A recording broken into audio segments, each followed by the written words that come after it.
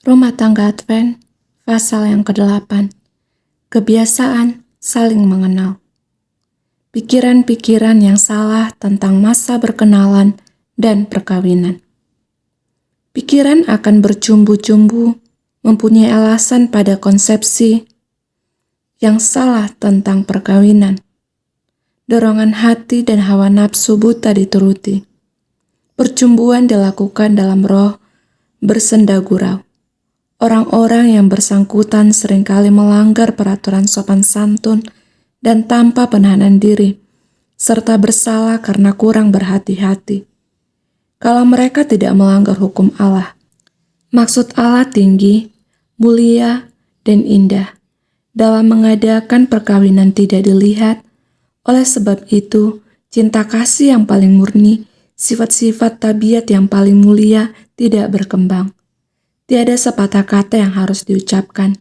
Tiada satu perbuatan yang dilakukan disukai malaikat-malaikat untuk didaftarkan dalam buku-buku surga.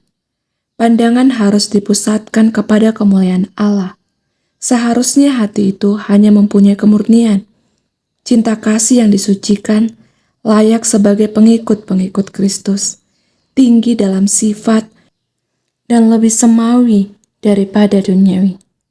Segala sesuatu yang lain daripada ini adalah rendah dan diabaikan dalam masa bercumbu-cumbuan, maka perkawinan itu tidaklah suci dan mulia pada pemandangan Allah yang suci dan mulia itu, kecuali perkawinan itu sesuai dengan prinsip Alkitab yang ditinggikan.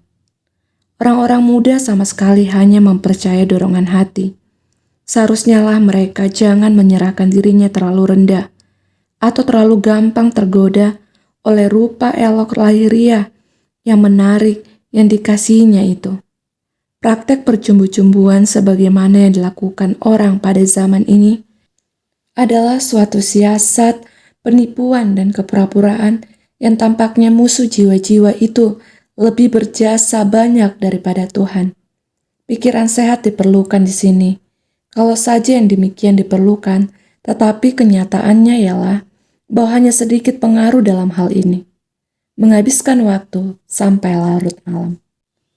Kebiasaan menghabiskan waktu sampai larut malam sudah berlaku secara umum, tetapi hal ini tidak berkenan kepada Allah.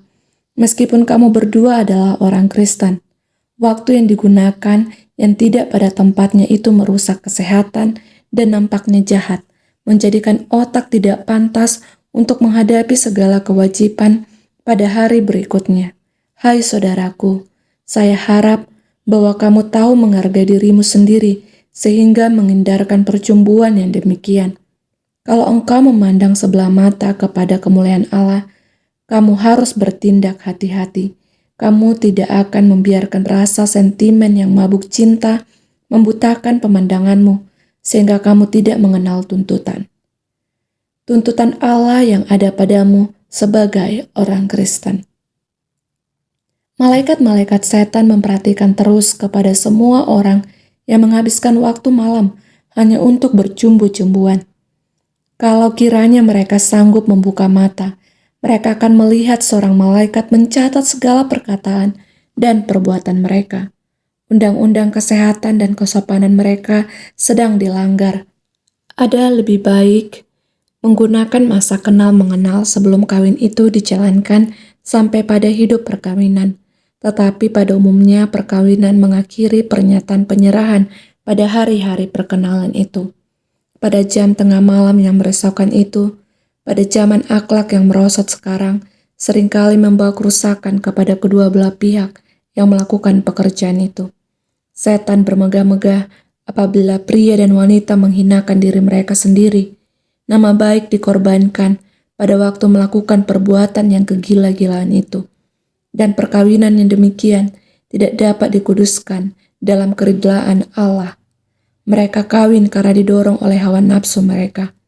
Dan apabila peristiwa kesenangan baru itu sudah selesai, mereka mulai menyadari apa yang mereka lakukan.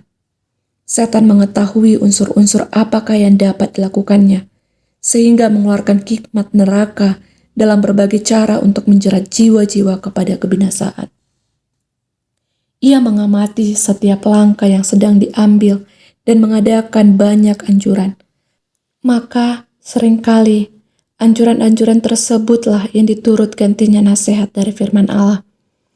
Jerat yang sangat berbahaya yang dijalin dengan baik itu disiapkan dengan cerdiknya buat mengikat orang muda yang kurang berhati-hati. Ada kemungkinan bahwa jerat itu menyamar di bawah jubah terang, tetapi barang siapa yang menjadi korbannya menusuk diri sendiri oleh banyak duka cita. Sebagai akibatnya, kita melihat manusia yang rusak di mana-mana. Mempermainkan hati. Mempermainkan hati adalah satu kejahatan yang tidak kepalang tanggung dalam pemandangan Bapa yang kudus. Namun, masih ada yang akan menunjukkan perhatiannya kepada seorang gadis muda dan menggoda cinta kasih mereka itu dan kemudian meninggalkannya dan lupa kepada segala perkataan yang telah mereka ucapkan dan akibat perkataannya.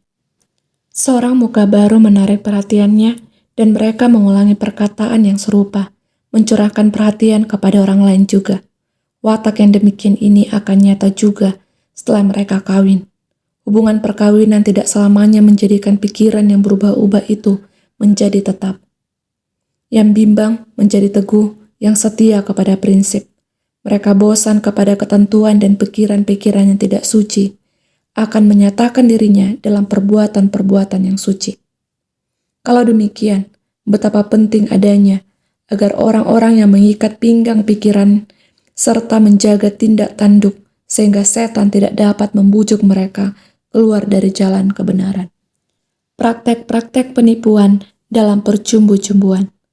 Seorang pemuda yang suka mengadakan pergaulan kepada seorang wanita muda serta mengikat persahabatannya tanpa diketahui ibu bapa gadis itu, ia bertindak bukan sebagai seorang Kristen yang mulia terhadap orang tuanya. Oleh hubungan-hubungan dan pertemuan-pertemuan rahasia, ia mungkin mempengaruhi pikiran wanita itu. Tetapi dalam perbuatan yang demikian, ia tidak menyatakan keagungan dan ketulusan jiwa yang akan ada pada setiap anak-anak Allah. Agar tujuan mereka tercapai, mereka bertindak tidak berterus terang dan terbuka sesuai dengan standar kitab suci. Dan ini membuktikan bahwa mereka tidak setia kepada orang yang mencintai mereka dan mencoba menjadi wali yang setia terhadap diri mereka sendiri. Perkawinan yang diadakan di bawah pengaruh yang demikian tidak sesuai dengan firman Allah. Seorang yang menuntun anak perempuan menyeleweng dari tugasnya, yang mengacaukan pikiran anak itu dari perintah Allah dengan tegas agar menurut dan menghormati orang tuanya, ialah orang yang tidak setia kelak kepada segala kewajiban perkawinan. Jangan mencuri, kata yang dituliskan oleh jari Allah di atas loh batu. Namun, berapa banyak pencuri cinta kasih yang dipraktekkan dan memaafkan diri? Percumbuan yang menyesatkan dipelihara, hubungan secara rahasia, hingga kasih sayang orang yang tidak berpengalaman dan tanpa mengetahui di manakah letak pertumbuhan perkara ini dimulai.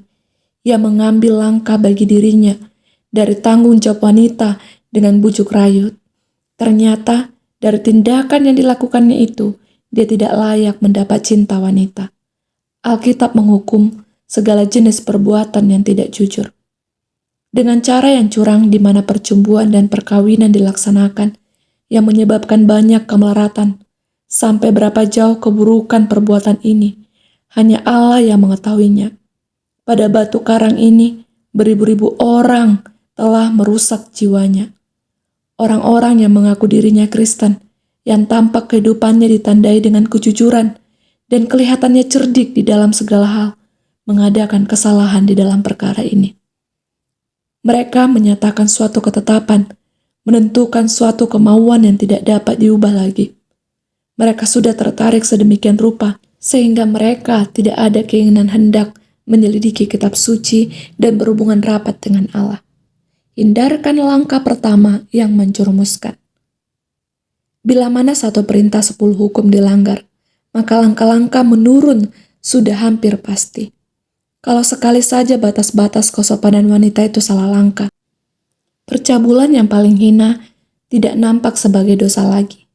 Aduh, betapa ngerinya segala akibat pengaruh wanita terhadap kejahatan dapat kita lihat sekarang ini oleh segala bujukan yang menarik dari wanita-wanita lajang. Beribu-ribu orang telah masuk ke dalam penjara, banyak yang membunuh diri sendiri, dan banyak lagi yang menewaskan jiwa orang lain. Betapa benarnya kata-kata ilham itu. Kakinya turun menuju maut, dan tapak kakinya pun berpaut pada neraka. Menara-menara amaran ditempatkan di segala segi perjalanan hidup untuk mencegah manusia menghampiri daerah terlarang yang berbahaya.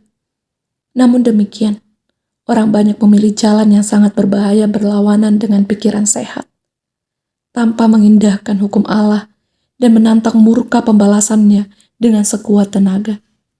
Barang siapa yang memelihara kesehatan badan, kesegaran otak, dan akhlak yang sehat, harus membuangkan segala nafsu birahi orang muda.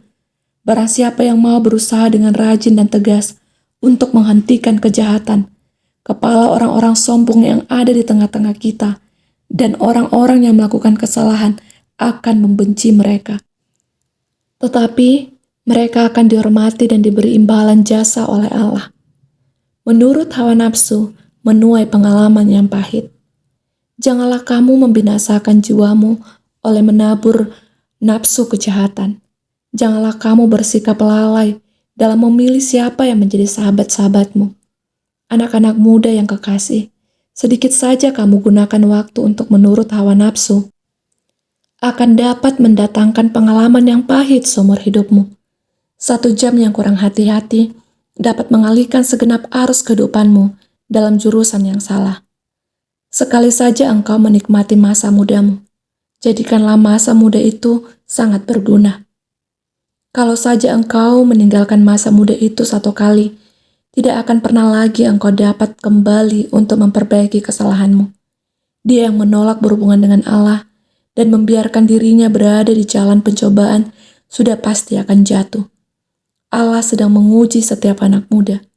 Banyak yang memaafkan kelalaian mereka dan sikap tidak hormat, karena teladan yang diberikan orang yang berpengalaman salah. Tetapi seharusnya janganlah ada orang yang terhalang berbuat yang benar karena hal itu. Pada hari perhitungan yang terakhir, kamu tidak akan memohon maaf-maaf seperti yang kamu mohonkan sekarang.